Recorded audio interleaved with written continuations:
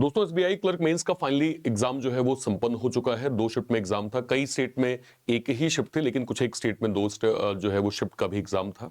Overall paper as expected था, है ना। और कल से ही मेरे पास काफी रिक्वेस्ट आ रही थी कि सर इस पे एक एनालिसिस करें और जरा एक बार बताया जाए कि क्या इसका जो है वो आउटकम हो सकता है। तो आज हम लोग डिटेल जो है वो एसबीआई क्लर्क मेंस पे बात करने वाले हैं। सबसे पहले जो लोग इस वीडियो पे पहली बार हैं, जो लोग इस चैनल पे पहली बार आए हैं, मेक श्योर करें आप सभी लोग चैनल को सब्सक्राइब जरूर कर लीजिए, क्योंकि यहाँ पे ना केवल इंपॉर्टेंट इंफॉर्मेशन प्री से मेंस तक का कंप्लीट रीजनिंग का कंटेंट यहाँ पे दिया जाता है। मेक श्योर करें आप सभी लोग चैनल को सब्सक्राइब जो है वो जरूर कर लीजिए। चलिए सबसे पहले बात करते हैं पेपर की। देखिए फर्स्ट शिफ्ट के क्या कहते हैं, अगर मैं बात करूं, चूंकि मेंस है, हम इजी वर्ड नहीं कह सकते हैं कि जो है वो मेंस में आपको इजी मिलेगा। सारे ही जो लेवल थे वो आपके मॉडरेट पैटर्न में थे।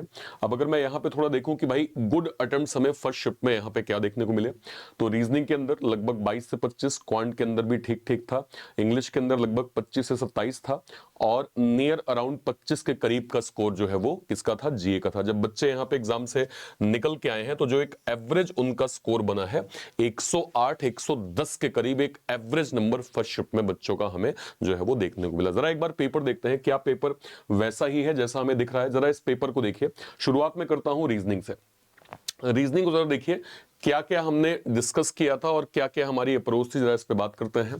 पजल को अगर मैं हटा दूं, इनइक्वालिटी रिवर्स, कोडेड से log, coded blood relation, data sufficiency 4 से 5 question, critical reasoning 9 question side करिए। मैं मान लेता हूं आपने केवल 2 से 3 ही सही किए होंगे, वन लाइनर के। Meaningful word 1 question, machine input output, और न्यू पैटर्न कोडिंग 5 क्वेश्चन। जरा इसको क्रॉस चेक करिए। 4 4 8 13 13 13 3 16 17 17 5 22 22 5 27। 27 एक ऐसे नंबर है जिनको आप डायरेक्टली कर सकते हैं। मतलब अगर आपने पहले प्रैक्टिस किया हुआ है, आपने मिसलेनियस, क्योंकि हम लोगों ने स्टार्टिंग में ही डिस्कस किया था कि हमेशा मेंस में स्पीड पे फोकस नहीं करना है, एक्यूरेसी में फोकस करना है। और एक्यूरेसी में भी उन क्वेश्चन को ज्यादा हमें वरीयता देनी है जो हमें 100% मार्क्स दे सकते हैं। 27 में से भी मैं कहूं कि अगर आपके 2 4 5 6 क्वेश्चन भी गलत होंगे तो फिलहाल 20-21 की एक्यूरेसी दिख रही है, जो कि जैसा बच्चे एग्जाम से निकल के बोले होंगे तो ये कुछ ये एक उनका पैटर्न होगा। अच्छा, कौन सी पजल, कितनी पजल है, 1 पजल, 2 पजल, 3 पजल, 4 पजल, 4 में से क्या क्या मुझे डुएबल लग रही है। आप कह सकते हैं कि सर्टेन नंबर ऑफ पर्सन को तो आप सॉल्व कर सकते हैं। कारण यह है कि आपने पहले भी पढ़ा है। आपने अगर पीओ प्री दिया है, SBI PO pre, IBPS PO भी, आरआरबी पीओ प्री है, तो आपने सर्टेन नंबर ऑफ क्वेश्चंस की काफी प्रैक्टिस करी है। और नॉर्मली हमें पीओ प्री में 18 15 14 13 21 20 ऐसे नंबर मिल जाते हैं। तो आप इसको जो है वो बना सकते हैं कहीं ना कहीं सर्टेन नंबर ऑफ जो है वो सिचुएशन को। डेजिग्नेशन प्लस कलर मुझे दिख रहा है, ये आपका एक डुएबल मैनर का पजल है, ठीक है। और इसमें देखूं 6 लोगों के साथ यहां पे एक और वेरिएबल दिया हुआ था। हालांकि इसमें एक डायरेक्शन और ऐड थी कि some people inside some people outside. चलिए इसको थोड़ा मैं लेवल अप मानता हूं।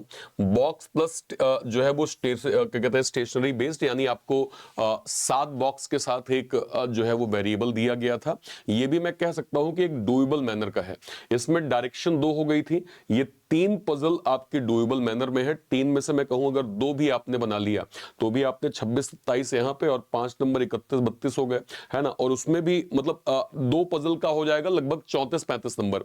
और उसमें भी अगर आप एक आध लेट सपोज गलत भी करते हैं तो भी आपका 30 से 32 नंबर जो है वो अटेम्प्ट जा रहा है। मैं कह रहा हूं 4 पजल में से आपने केवल एक ही पजल बनाई है, और 30 जो है वो 32 में से भी अगर आपके गलत हो गए होंगे तो भी आप लगभग 24-25 का जो एक नंबर है, जो बच्चे एग्जाम सेंटर से निकल के जो बता रहे हैं, वो नंबर हम इस पेपर के माध्यम से देख सकते हैं। हमेशा ध्यान रखिएगा, ऑलवेज मेंस में अप्रोच आप करिए जैसे हम लोग प्री में पढ़ते हैं कि पजल को हमें बाद में करना है। क्योंकि देखिए साइकोलॉजिकल लेवल पे आप पजल को नहीं शुरू कर सकते, प्री में तो हम हमेशा कहते हैं, मेंस पे तो और नहीं शुरू कर सकते। क्योंकि अगर आप किसी एक पजल को बनाने चले गए, वो टाइम लगा, गलत हो गया, तो बिना मतलब का एक प्रेशर क्रिएट हो जाता है कि देखो यार मैं ना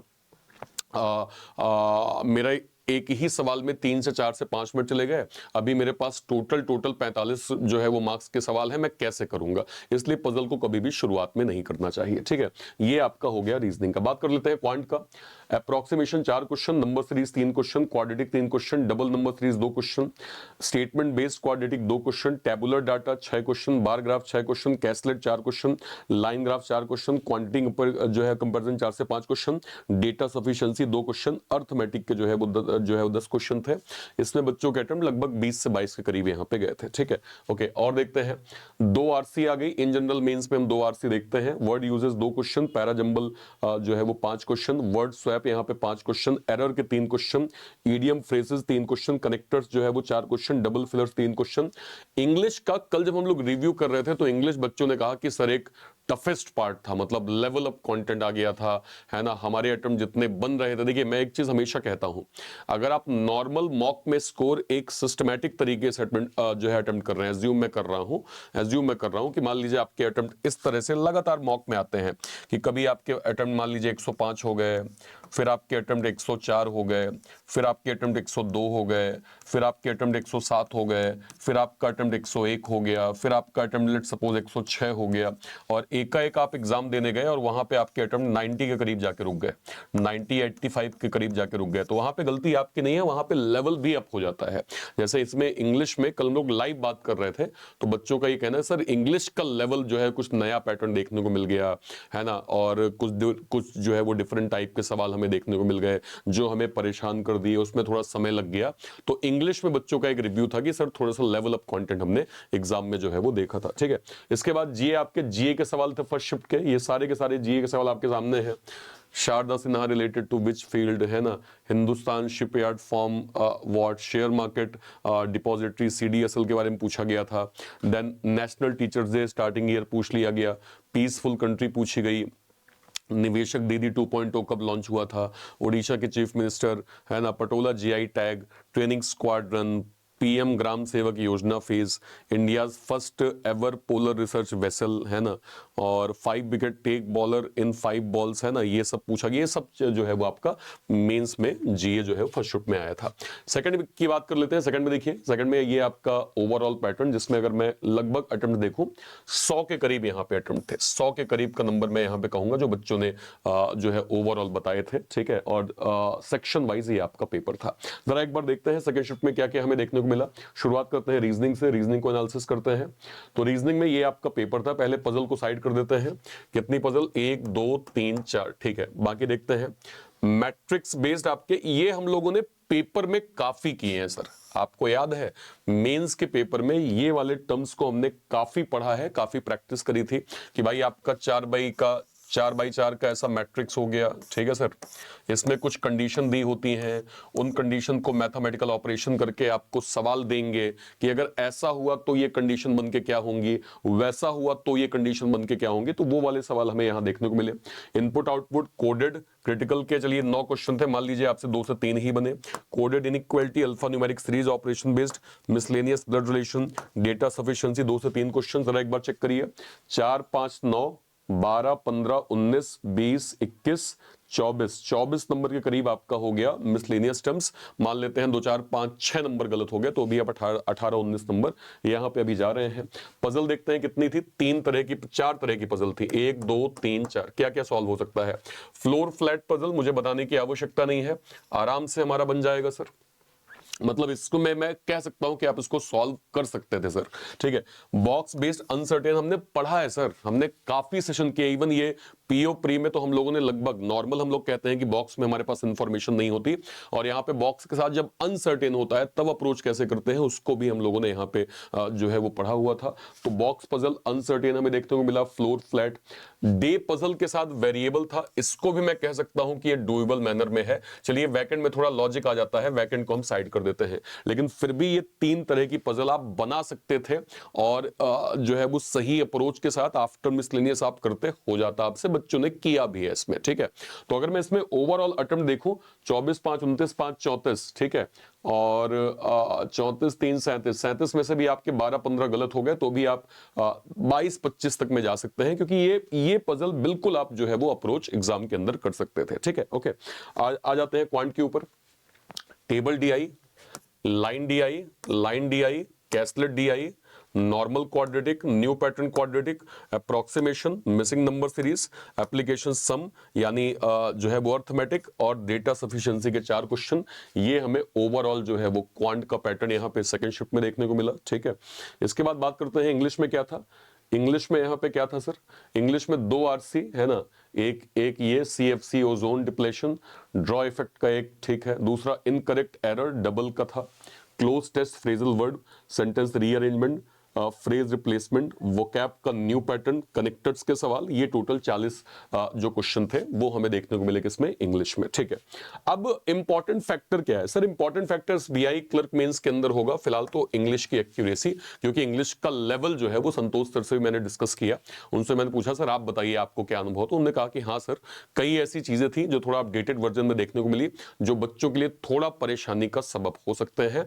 तो आपकी इंग्लिश की एक्यूरेसी बहुत मैटर करती है सर। एक बार बैठ के एनालिसिस करिएगा, खुद से एक बार बैठ के सोचिएगा कि आपने जो इंग्लिश में ये अटेम्प्ट किए थे उसमें एक्यूरेसी आपकी कितनी है। इस चीज को जरूर एक बार जो है वो खुद से क्रॉस चेक आप जरूर करिए। कारण मैं ये कह रहा हूं कि नॉर्मली होता ये है कि अगर मैं आपसे सिंपली यहां पे कहूं, एक वो सेक्शन मैंने मिस कर दिया क्या, नॉर्मली क्या होता है कि लेट सपोज मैथ और रीजनिंग ऐसा है कि जहां पे आपको क्लियर मालूम है ना भाई, आप जानते हैं कि 2 + 2 4, अब वही आप गलत कर देंगे तो फिर तो कुछ नहीं होगा।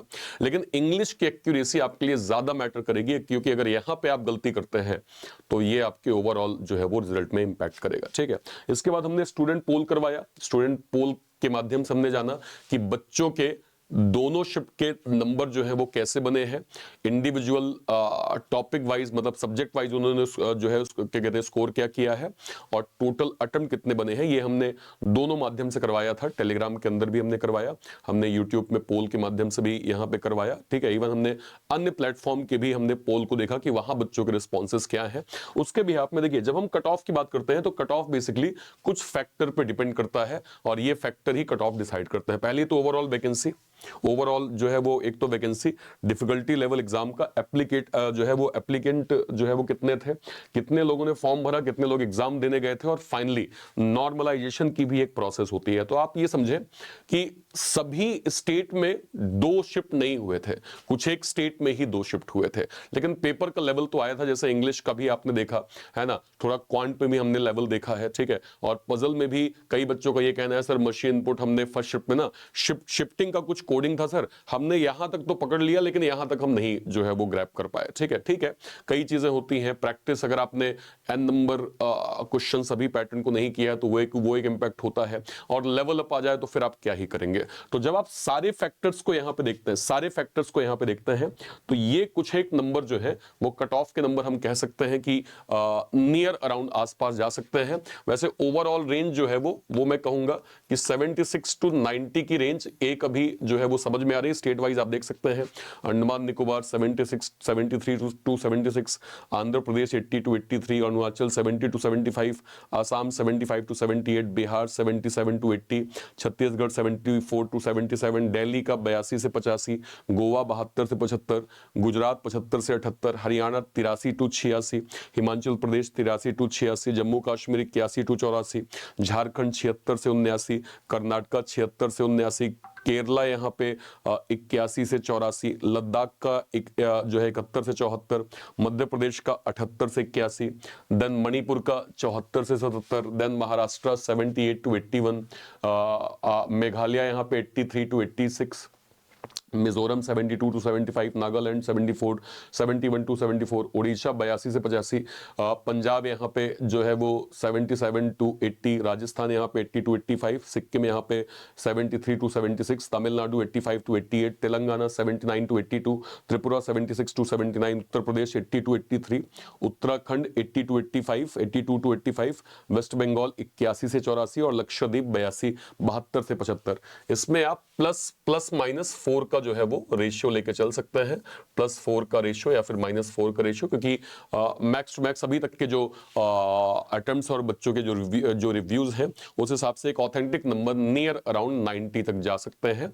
ये एक आपका स्टेट वाइज जो है वो यहाँ पे डेटा हो गया। सारे बच्चे एक बार मुझे जरूर कॉमेंट करिएगा, आपने कौन से स्टेट से एग्जाम दिया था, आपका टोटल स्कोर कितना बना है, टोटल स्कोर आपने कितना बना है, आपने मैथ में, रीजनिंग में, इंग्लिश में और जीए में स्कोर कितना किया है और आपके अकॉर्डिंग एक्यूरेसी कितनी है। स्पेशली एक्यूरेसी आप ओवरऑल तो बताइएगा ही, इंग्लिश की एक्यूरेसी आप लोग जरूर बताइएगा कि आपकी इंग्लिश की एक्यूरेसी यहां पे कितनी जो है वो बन रही है, वो आप लोग वीडियो के कमेंट सेक्शन में हमें जरूर मेंशन करिएगा, ठीक है।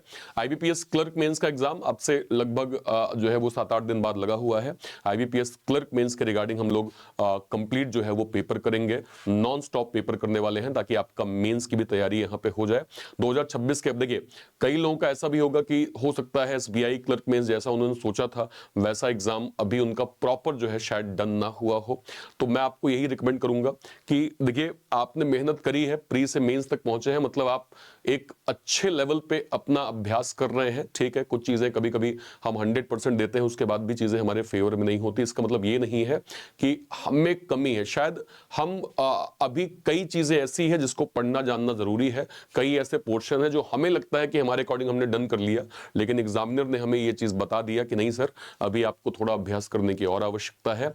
तो प्रैक्टिस की कमी मत छोड़िए, प्रैक्टिस आपके लिए बहुत जरूरी है। और प्रैक्टिस को ध्यान में रखते हुए आज ही हमने जो है वो लॉन्च किया है पीडीएफ बंडल कोर्स, रीजनिंग का पीडीएफ बंडल कोर्स। फाइनली अभी बैचेस तो चल ही रहे थे, बहुत टाइम से कंटेंट की रिक्वायरमेंट थी, तो ये आपका rank booster PDF bundle course हमने लॉन्च किया, जिसमें रीजनिंग का कंप्लीट कंटेंट हम इस क्या कहते हैं बंडल कोर्स के माध्यम से देने वाले हैं।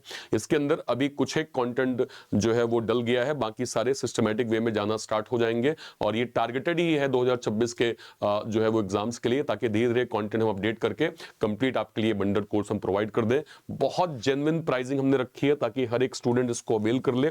मतलब अगर उसको रीजनिंग की प्रैक्टिस करनी है तो उसको वन स्टॉप सॉल्यूशन ये आपको मिल जाए, इसके अलावा उसको बहुत ज्यादा कहीं भटकने की आवश्यकता जो है वो ना पड़े। ये आपको इंडिविजुअल भी मिल जाएगा और ये आपको मिल जाएगा हमारे रीजनिंग नायक के अंदर, जिसमें न केवल सारे बैचेस मिलते हैं, आपको बंडल कोर्स भी मिल जाएगा, puzzle wizard, Neev foundation, SBI clerk mains, Lakshya mains, IBPS clerk mains, then Gramin bankers Babu pre plus mains, और ये आपका यहाँ पे बंडल कोर्स का रैंक बूस्टर यहाँ पे मिल जाएगा, जो कि बहुत डिसेंट प्राइसिंग में आपको यहाँ पे अवेल हो जाएगा, ठीक है।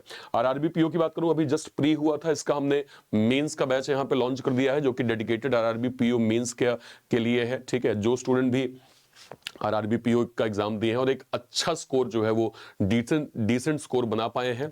देखिए अभी आप देख रहे हैं कल परसों आईबीपीएस क्लर्क का रिजल्ट आया है, 10 दिन के अंदर एग्जाम हो जाएगा। ऐसे ही जो है वो 13-14 को हमने रिजल्ट देखा था, है ना, और जो है वो 10 दिन के अंदर एग्जाम एसबीआई क्लर्क मेंस का हो गया। तो स्कोर होने के बाद कभी भी रिजल्ट का वेट मत करिए, क्योंकि डिफरेंस आपका प्री और मेंस का बहुत कम रह जाता है, ठीक है। तो ये आप जो है वो अवेल कर सकते हैं। ये आपको सब कुछ कहां मिल जाएगा? बैंक महानायक के अंदर। बैंक महानायक क्या होता है? जितने भी बैचेस हम एग्जाम ट्यून के अंदर लॉन्च करते हैं वो सब आपको बैंक महानायक के अंदर प्रॉपर जो है वो मिलता है, जो कि 1 साल के लिए 1599 में आप इसको अवेल कर सकते हैं। कहां से अवेल करेंगे? ये जो क्लास चल रही है सर, ये जो क्लास चल रही है, या तो आप इसी के डिस्क्रिप्शन बॉक्स में जाइए, या फिर कोई भी वीडियो, मान लीजिए मैं ऐसे लाइव सेक्शन में गया, मैंने इस पे क्लिक किया, इस पे मैं क्लिक करूंगा, इसके डिस्क्रिप्शन बॉक्स में मुझे सभी बैचेस की यहाँ पे लिंक मिल जाएगी। मैं यहाँ पे देख पा रहा हूँ कि बैंक महानायक की लिंक मुझे मिल गई है, ठीक है। इसके अलावा अगर मैं जाऊंगा तो मुझे यहाँ पे पीडीएफ बंडल कोर्स की जो है वो लिंक मिल जाएगी। इसके अलावा अगर मैं जाऊंगा तो मुझे यहाँ पे बैंकर्स फाउंडेशन की लिंक मिल जाएगी। इसके अलावा अगर मैं जाऊंगा तो मुझे यहाँ पे एक्स सर्विसमैन फाउंडेशन 2026 के लिए, जो भी हमारे डिफेंस के सर लोग 2026 के एग्जाम की तैयारी कर रहे हैं, जो एक्स सर्विसमैन है, जो ईएसएम और डीएसएम कैटेगरी के सर लोग हैं, इस बैच के माध्यम से आप जो है वो 2026 के फाउंडेशन की तैयारी कर सकते हैं, ठीक है। ये आपको पजल विजार्ड का बैच हमने लॉन्च किया था, ठीक है, ये इंडिविजुअल पजल विजार्ड का बैच, और रीजनिंग सब्सक्रिप्शन आप अवेल कर सकते हैं। इसके अंदर आपको सब कुछ मिल जाएगा। इसके अंदर रीजनिंग के सारे बैचेस प्लस रीजनिंग का पीडीएफ बंडल कोर्स भी आपको इसके अंदर ही मिल जाएगा, ठीक है। यहां से आप अवेल कर सकते हैं, ठीक है। और कोई भी डाउट होता है वीडियो के कमेंट सेक्शन में अपनी बात आप जरूर रखिएगा। टिल देन, तब तक के लिए जय हिंद, जय भारत, थैंक यू।